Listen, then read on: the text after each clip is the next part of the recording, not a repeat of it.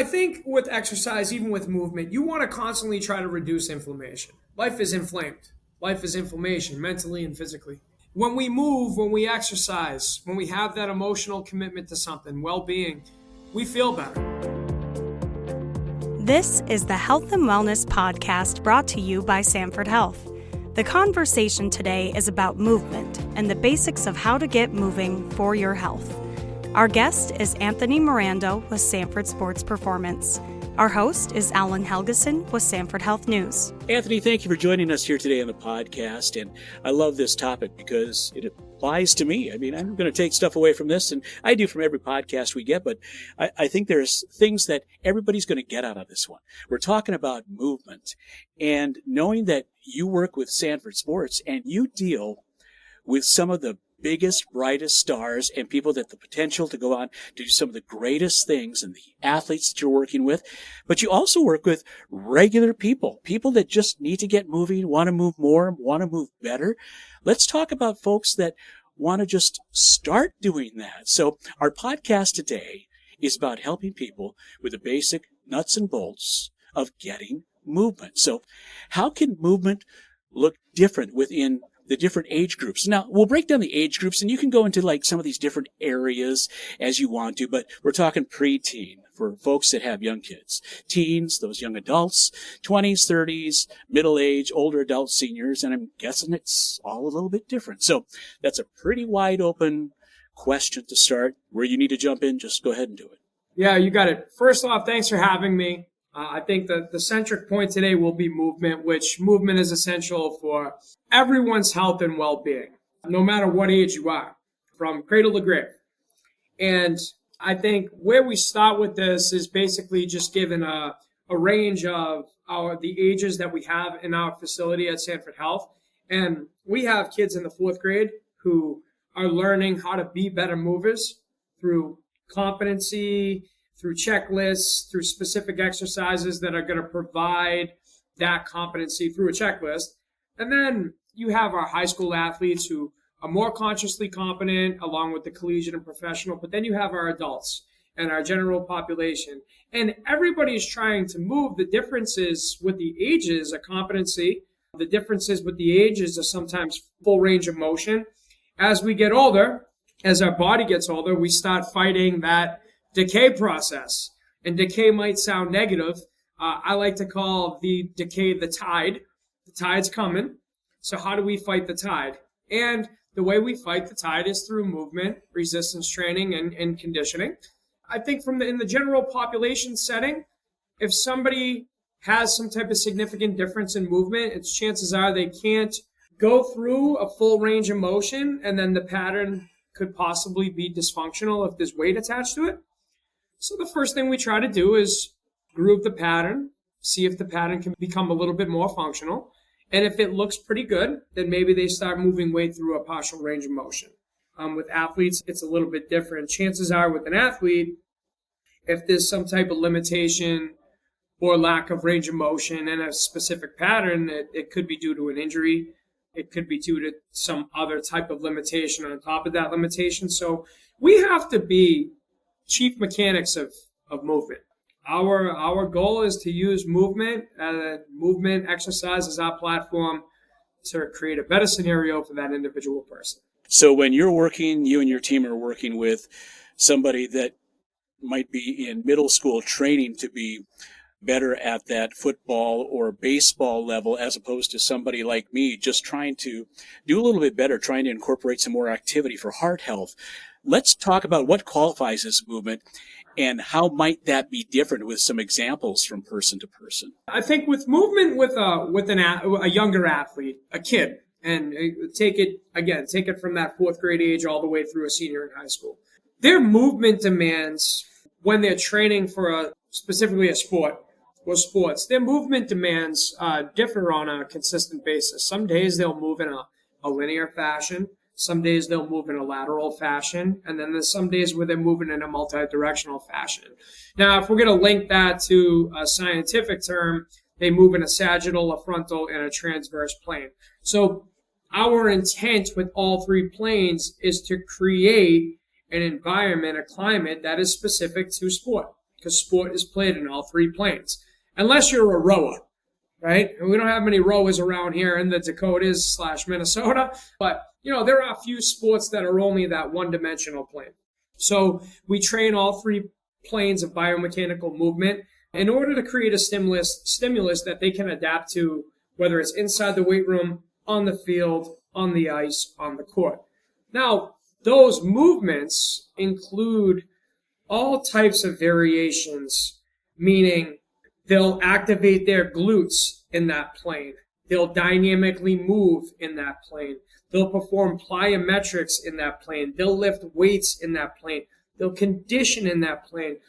The difference with someone like yourself is, as we get older, we have to fight that decay code differently, because now it's fitness for life once you surpass sports, right? Now, the great thing about sports is sports teach that fitness is an important part of life, but then when we're done playing a sport, we still have to be fit.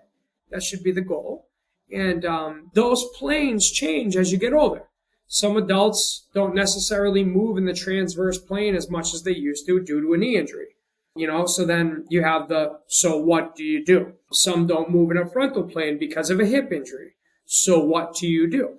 So those are the differences that start happening when it comes to specific movement patterns. Let's talk about walking as good exercise. Tell us about why that's a good thing to do. What can a person try to do to make an impact, and how many steps a day can make a difference? So right out of the gate, I'll say that 10,000 steps a day is a cheat code for life, right? if you're getting 10,000 steps a day, it means that you're moving significantly and you're burning at least 500 to 600 calories a day if you do have a wearable, right? And wearables, I'm sure we'll get into that, but it's easy to track. But movement is life. And fitness, under the fitness umbrella, walking is included in fitness. And I would say that walking is like, it's funny. I have some chapstick with me right now. Some would call this lip balm. I think walking is a great version of hip and back balm, right? Like it's soothing. It's therapeutic. You're outside. You could be inside, but either way, you're moving. And whether you're listening to music or you're moving in just silence, it's a great way to generate at least 3 new ideas. Simultaneously, you're performing aerobic exercise. Not everybody is capable to walk. There are people out there that have limitations that don't allow them to walk. So what do we do? How do we find a way for them to move and get that same type of hormonal endorphin type of effect that's going to still benefit their body? And there are machines, there are ways to still resist whatever type of mechanism they're using, right? But we have to find a way to move. Now, walking, again, it's the bedrock of movement. If you can walk, it's a great thing to do every single day. So we'll start with that. Great stuff about walking, but let's take that even bigger. Let's talk about the suggested minimum amount of exercise for benefits, and how much exercise a week does that look like? Yeah, Alan, you're going to see the U.S. Department of Health is going to suggest 150 minutes a week. They're going to suggest 30 minutes a day, 5 days a week. That's what they're going to suggest. I think that, say, if I'm the one making the decisions for the country, right? Here we go. Yep, I'm the guy for the job, right? I'm going to suggest at least 300 minutes a week. Now, that's not to say that answer is wrong that they give, that recommendation is wrong. That's taken into effect that I think we do need to exercise more. Now, simultaneously, life is busy. People are busy. They can't fit in a half hour some days. My job is to encourage them to fight that human nature. If somebody's able to watch a show for 45 minutes, then you can still watch the show, watch it on a bike or watch it on a treadmill. It's significant to understand that if we don't move, we slow down and the tide comes closer. Exercise, moving, is the single most important thing you can do. And if you do it for an hour a day, it's 4% of your day. Anthony, that should be on a billboard. I love it. But we're going to take it here to the benefits of all this movement. Let's talk about how exercise can work towards our blood pressure. Can you give us a little insight on that? I think the blood pressure question is pretty simple. I think you have to think of pump efficiency. if we have a pump, and a pump is a contributing factor to a lot of different entities in this world, our pump allowance happens with exercise. We create a better pump. And if we have a better pump, then there's less pressure on our blood vessels. And opportunities for our cardiovascular health just continue to stay open. We have an open opportunity to be healthier if our blood pressure is lower. And there are 3 quick ways to lower your blood pressure, and the natural remedies. A, going back to walking. You can walk every single day. That's going to give you a chance to lower your blood pressure. B, strength training.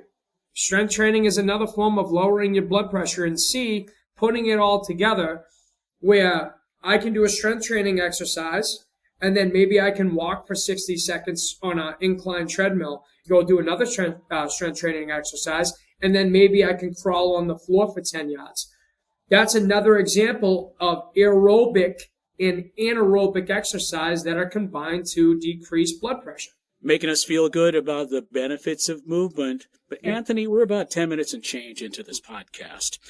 Let's talk to the folks that maybe haven't incorporated movement into their day-to-day routine, or for whatever reason, just start doing things. Life has changed. They haven't found the time or made the time, whatever the reason is. What are those small steps we could just get started? Get the jumper cables out and just get started. Alan, I think the first step to all of this is we have to connect with people psychologically and emotionally before they take that journey. Before they actually say, okay, I'm going to try to become fit. Like, everybody has some type of blockage on the reason why they can't or won't do something. And you have to connect and commit. It's easy to get a customer. It's hard to get a client. And I'm going to emphasize, I'm going to hit on that point because I feel like it's important. It's easy to have a customer. Knock, knock. Hi, I would like a personal training session for 60 minutes. Right? That's great. And that's a quick transaction. Got a couple bucks in the pocket and life is good. But life becomes better for you and for them through longevity. So connect and commit. That transaction needs to become a transformation. So that customer, you want that customer to become a client. And the only way to do that is to care about them and is to create a relationship first. And then they become a client. And then they don't leave. And that's simple math right there, right? That's the T plus T equals, I don't know what the equal sign is yet, but transformation, how about a T equals a T? A transformation equals a transaction and vice versa. They go hand in hand. I believe that it doesn't matter where you start. It matters that you keep it up forever, because that will work. You can start by walking. You can start by doing 5 push-ups a day, right? You can start by pulling a band apart 5 times a day. It doesn't matter. What matters is that you do it, and then you do it again the next day, and then you do it again the day after that, and so on and so on. And then on top of that, why are you doing it? Why are you doing it? Well, Anthony, let's get into it here. Let's start naming names. Let's talk about some good forms of movement for beginners, those exercises and certain ones for certain age groups. So let's even break it down here by some of those age groups for fitness levels. And let's even talk about maybe some modifications if we want to get into that a little bit after the fact. But let's go. Yeah, you got it. What's important to understand when you're classifying exercises and movement patterns, it's important to understand something called the LTAD model, the long-term athletic development model. That was established through the late 80s, 90s, and early 2000s, compiled over time. I think it's important to understand that if I have a 4th through 6th grader, or even, Alan, I have 4 kids, right? They all move constantly. When you have these little kids up until the 4th grade, you're working for suppleness, you're working for coordination. So what are the exercises that you can give somebody at a young age? They can bodyweight squat. They can learn how to do a hang, right? A lat hang or a hanging pull-up. They can learn how to do a push-up. They can learn how to do a TRX row. We have a lot of our little kids doing TRX rows, which is just suspended handles from a higher surface. And they can pull their body weight up. Body weight split squatting. Body weight exercises done in a real efficient and functional pattern, along with sprinting and along with jumping and landing. That's really good for a little kid. And they also get that within their sports. And then to put the cap on the bottle with the kids, games. Small area games, obstacle courses, teaching kids how to play, hang, jump, roll. That's all effective for their motor development and for their overall development as the years go on. As they grow, as they get into that 6th through 8th grade range, Alan, and some of them start hitting puberty, that's when we start introducing load to these patterns, meaning we're going to give them weights. That body weight squat now turns into a possible goblet squat, right? That push-up turns into a bench press. That lat hang turns into a pull-up. Now, the exercises, the basic movement patterns that we gave those kids become more demanding. Through high school, they become more demanding, and along with college and professional. General population adults change due to mileage on the body. Adults still squat. Adults still hinge. They still pull. They still push. They carry things. The only difference now is for an adult client, when they're squatting, their squat might not be on their back. Barbell, we don't load our adults in that axial formation where their skeleton is loaded, where their spine is loaded. Instead, we load them maybe from the bottom, and maybe their hips tap a box or their glutes tap a box when they squat. There's all kinds of modifications for an adult to squat because we still need to squat. For push-ups, if somebody is unable to do a push-up from the floor, we'll elevate their hands. If somebody is not doing a pull-up due to a shoulder issue, then that pull-up turns into a lat pull-down. So there are modifications, there are ways, but there are cans versus can'ts for everybody that wants to train, and everybody can train, everybody can train. And I'll almost put the have to in there because it's important, because guess what? It keeps you alive longer. Well, let's move to some of those basic rules here, Anthony. Someone who's maybe not been very active or getting going into this stuff, you want to be watching out for things, that you want to be careful not to overdo things as you're kind of moving into this stuff, and you don't want to go from 0 to 10 right away. What are some of those things we should be looking out for? I think no matter what, strength training, learning how to strength train properly is extremely important. You're going to need to learn how to squat in a functional pattern, performing an upper body push exercise, an upper body pull exercise, and I say hip hinge. RDL is common when hip hinge or deadlift. And I don't say deadlift right away, though, because everybody thinks that that's just picking up heavy weight from the floor. Deadlift meaning you got to pick up a heavy bag of groceries at some point off the ground. So we want to still teach that pattern. Along with aerobic exercise, if somebody's just starting out, you don't want to throw them into interval training right away. We have a great group here right now who it's called the Transformation Group, where 6-7 weeks ago, we didn't give them any interval-based training. But now we do because they're 6 or 7 weeks in. But their cardio or their conditioning started off with a brisk walk. There needs to be integrity in the weight room because if there's not, somebody can get hurt. And our first rule, no matter what, is do no harm. Next question, Anthony. We know a little internet can be dangerous for everybody involved. So we'll do some looking at different things, and then we see terms like intensity, endurance, or both. So as we're starting with things like this, people may think they should focus on these things. You tell us as an expert, how do we decide what we should focus on as beginners when we're getting into something like that? How do you make that determination? Number one, if you're starting anything, it needs to be the word fragmentation needs to exist. Small fragments over a long period of time win. So if you're starting out with fitness, first thing I advise is some type of low-level aerobic activity for 30 minutes, along with 2 to 3 strength training exercises. That's a 45-minute to 1 hour piece of your day. If you're unable to fit that in, or fit both in, then maybe that day 1 would be some type of low-level aerobic exercise, and day 2 you focus on more than 2 to 3 strength training exercises instead. And then you alternate that. I'm always going to push for 6 to 7 days a week. You can do something every day if you gauge the intensity properly. Engaging the intensity properly comes down to fragmentation. Leave a little bit of gas in the tank every single day so you can wake up and go back to more the next day. Over time, again, if you keep it up, and if you get into a groove, then it becomes good for you because it's something that you're doing on a consistent basis. Consistency is key when it comes to fitness, but it needs to be fragmented. Now, intensity and endurance and all the training variations and attributions out there, they're different for everybody. That's why it's important to have an assessment. Anthony, the next question I want to jump to is that word, the big M word here, modification. So I may have taken a tumble down a mountain from skiing, and I've had some snowboarding incidents where, I've got some orthopedic issues. And there are people out there that have bad knees. They might be overweight, or if you're pregnant. Let's talk about modifications. How do we figure these things out? Modifications are they are magic bullets within exercise, right? Like exercise is the magic bullet, right? That's the magic pill. That'll keep your life better and it'll keep you around longer. But the modifications and the magic bullets within the magic bullet, I mean, they really work too. I mean, imagine going to the gym and your shoulder's killing you, but then all of a sudden a coach can say, oh, wait a minute. You know what? Maybe you shouldn't be pressing this over your head. But I bet you if you do it at 45 degrees, it'll lessen the intensity on the shoulder. And then boom, Alan, all of a sudden you're pressing at 45 degrees and you look at me and you go, whoa, mind blown.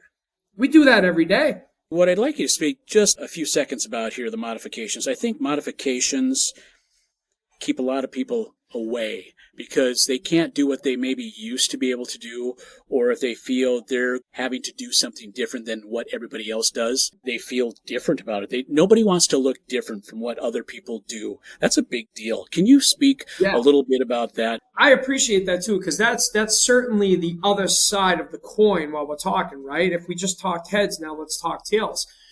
It goes back to psychologically connecting with your clients. It goes back to saying, okay, you know what, Emily? You're not going to do this because we know this is going to light your knee up. One of our coaches are going to say to ourselves, due to our experience in education, we don't want the modification to necessarily be easier. We want it to still be challenging. So we might manipulate the sets and reps for that individual.